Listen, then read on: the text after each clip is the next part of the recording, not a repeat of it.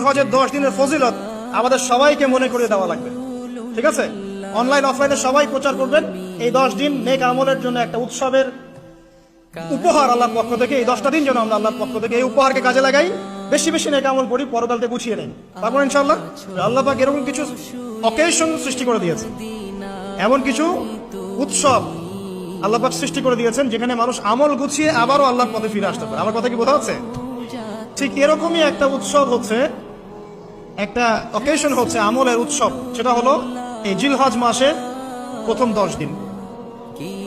এই জিলহজ মাসের প্রথম 10 দিন সম্পর্কে আল্লাহ পাক সূরা ফজরের মধ্যে শপথ করেছেন, ওয়াল ফাজরি, ফজরের কসম, ওয়া লায়ালিন আশর, এবং এই 10 রাতের কসম। এই 10 রাত বলতে এখানে জিলহজ মাসের এই 10 দিন এবং 10 রাতকে বোঝানো হয়।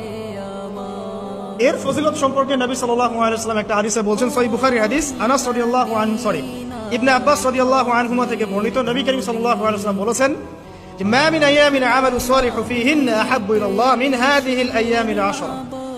আল্লাহ পাকের কাছে এই 10 দিন অর্থাৎ জিলহজ মাসের প্রথম 10 দিনের নেক আমল যত বেশি প্রিয়, আল্লাহর কাছে জিলহজ মাসের প্রথম 10 দিনের নেক আমল যত বেশি প্রিয়, অন্য কোনো আমল এত বেশি প্রিয় না।